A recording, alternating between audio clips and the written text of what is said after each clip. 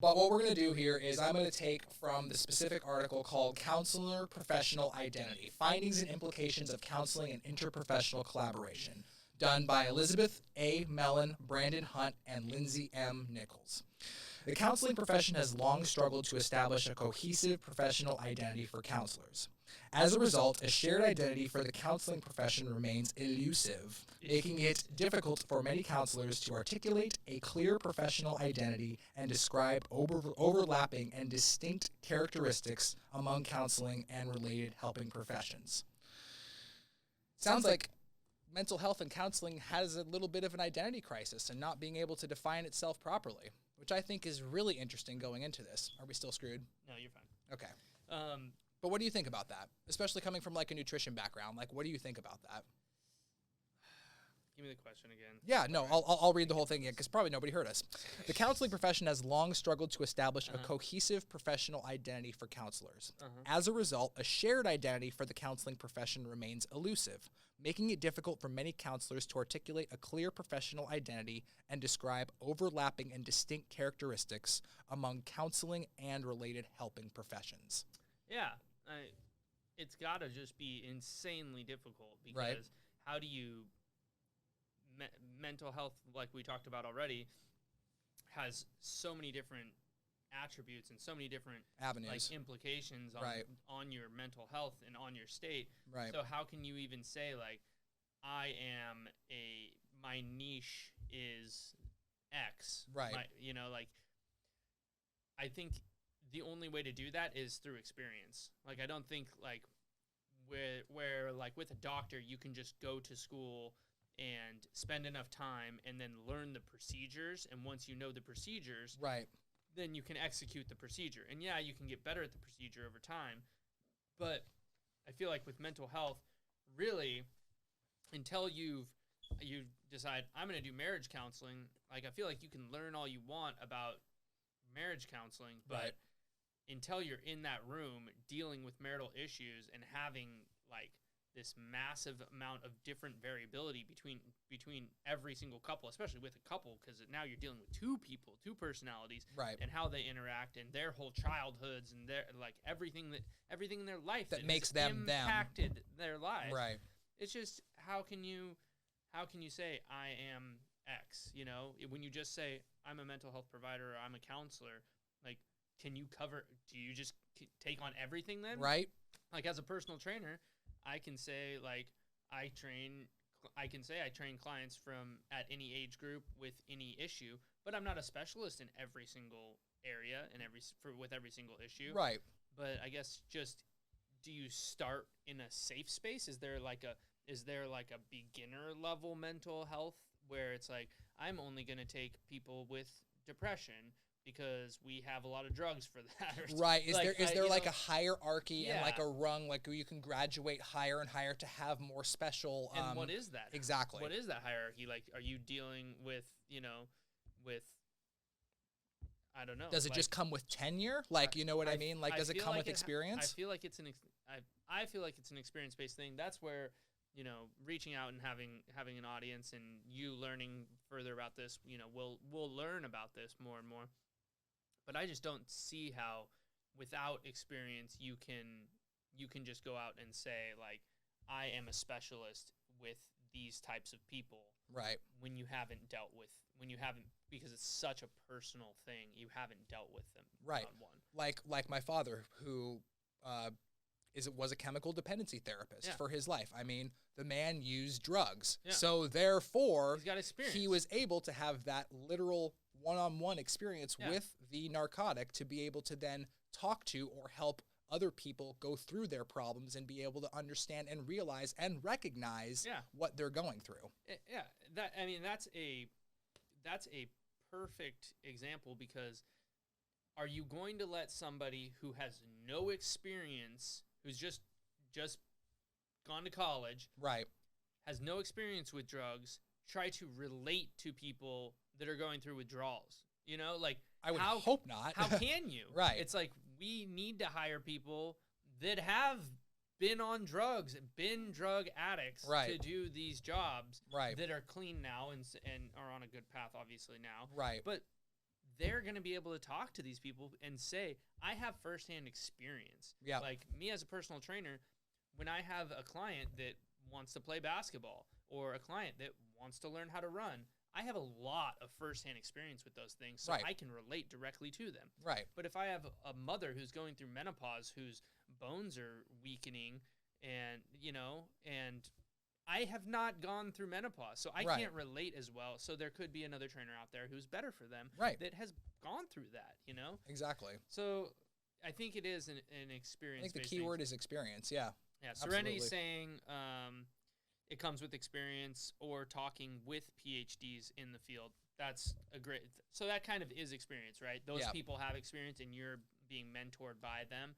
I mean, there's a lot of great, a lot of good teachings out there pushing towards finding a mentor. Right. And I think that that's something that I've always lacked in my career, is I've never really had that mentor pushing me and teaching me. Right. And I hope that, you figure out your niche and you can find that mentor that pushes and teaches you. Exactly. Because that's going to just expedite the process of your learning, right? I think we have it in different walks of life, but as far as like professional careers, that's a lot harder to seek out, right? You know what I mean? Yeah, so, and I totally relate with you on that for sure. And I actually connected with a gal earlier today who has been training in the public sector for a long time and has a really good following and does online coaching and stuff. We're going to sit down and have a conversation. So I'm trying to seek out that knowledge. Nice. To be able to find, kind of some mentorship. Always myself. bettering ourselves, right? Exactly. Well, and back to Serenity's point as well, too. Like, once you're at that PhD level, it splits because you have your psychiatry and then you have your psychology, where your psychiatry is a lot more medication and diagnosing base, where the psychologist part as well, too, is still very much part of the mental health and being a counselor and making sure that you have the holistic approach versus just literally prescribing something and be like, hey, okay, well, this drug doesn't work. Well, okay, you have these adverse side effects. Okay, let's try something else with meditation, or the case may be, plus this prescription drug that I give you or assign to you. So yeah, it's once it gets up to that level, it's very much split, and I find that very interesting. It is interesting, and it's also, I think, very scary because when you're starting to deal with mental health cocktails, the biology of your makeup, turning on different neurotransmitters to try to create different affects in a person and really changing a person's personality. I mean, I've seen it firsthand in my life with people that I've been with that, that have been going through hard times, sought out medications, anti-anxieties, antidepressants, type medications, and I've really seen it negatively affect them. Would you say more than positively? Like not for just one case, but I mean like for cases that you've seen. I think so. Yeah. I think so, because what it does is it gives people a crutch.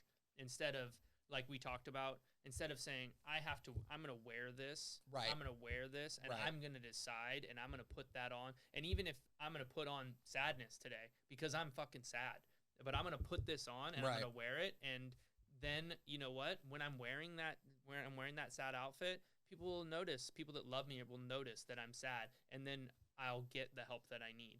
Versus I'm just going to cover it up. Versus faking faking this drug that's going to create this false illusion that I don't even know until it wears off, and then I feel it, Right. And so you're putting on a fake outfit, I feel like, and you're not taking ownership of your feelings as much. Right. I mean, in trauma situations, I think that there's always a case for it. Right. If you just saw your dad get shot, obviously people haven't dealt with that. You don't have the capacity probably to handle something like that. Right. So short term, I understand. But long term use, I feel like it just becomes a crutch, or at least that I've seen it becomes a crutch. Yeah. And people start using it to create a mood that they want rather than trying to generate internally the mood that they desire.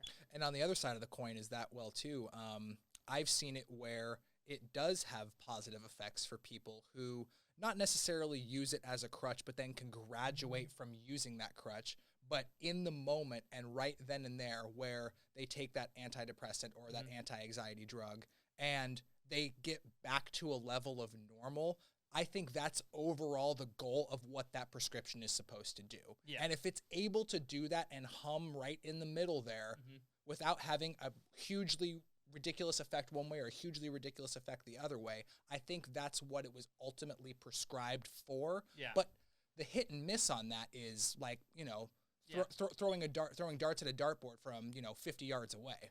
And also, when people are normal, right? Normal activity is that you're going to go about your life and someone calls you to go to a party and have a couple drinks and hang out and be social and do that kind of thing. When you're happy, things are going good, you feel comfortable in that space, awesome. When you're sad and depressed and feeling lonely, you don't want to do those things, right? Right. So this is where it can be really, really good. I feel like this is where the polarizing thing can happen, because now you're feeling normal, but you're feeling normal on antidepressants. So you go out and say, I'm feeling great now. I want to go do these social things. It's going to be good for me. I'm going to go out and do it. But you go out and drink, and you can't drink on those things. Right. So, like, just because you feel normal doesn't mean you are normal. And that's where I think people can get into trouble, is they'll do things that they normally would do without recognizing the fact that they're not actually normal, because they're biologically altered at this point by what they've been ingesting. And you can't just go do the normal things. Going out and being social, that's probably the best thing for you. Right? Going out and being social and having a bunch of drinks like you used to, it's going to be adverse. Way bad, really bad for you. Yeah. Because now, we don't need to get into that, but yeah, I've seen that go not ideally. Right, I hear you. Yeah. So moving along with the article here, I have basically like one or two more highlighted points, and then we'll wrap it up for the day. But based on the article from Millen, Hunt, and Nichols back in 2011, our findings indicate that practicing counselors across specializations largely perceive advocacy and cross-system collaboration as defining features of the social work profession and beyond the scope of practice for counselors. This finding may signal a disconnect between many of the current initiatives of the counseling profession and the perceived scope of practice among counselors, indicating a need to further examine this aspect of the professional identity. Furthermore, development of counselor professional identity that includes a developmental, prevention, and wellness orientation within interprofessional let me just start that over. There's a lot of words there. Further development of counselor professional identity that includes a developmental, prevention, and wellness orientation within interprofessional practice could help capitalize on the roles of counselors and the promise of interprofessional collaboration for addressing some of the nation's most critical social concerns. I completely agree. I think, like I said, it kind of just sums up what we've been talking about today, where trying to hard and fast and solidify one specific thing to define counseling will probably never happen. It genuinely probably will not. And I think that seeking out something like a 19-word or a 20-word definition back in my other readings that I'm not going to share with you guys today, but back in 1995, a group of organizations got together to come up with one whole cohesive definition for what the counseling profession is. And they decided on a 19-word definition. And you don't know the definition, though? I'll have to scavenge through it here for real quick. That would be nice. Yeah, let me see if I can find it here real quick. I probably can pull it up right here. I've got it. Unless you wanted to save that. Was that the hook? Was that the hook for No, I got it. No, I'm ready. We're good. Oh, okay. All right. So I'll go ahead and read it out loud now. So this is is what has been decided on. Counseling is a professional relationship that empowers diverse individuals, families, and groups to accomplish mental health, wellness, education, and career goals. One more time. All right, here we go. For the people in the cheap seats. Cheap seats. Counseling is a professional relationship that empowers diverse individuals, families, and groups to accomplish mental health, wellness, education, and career goals.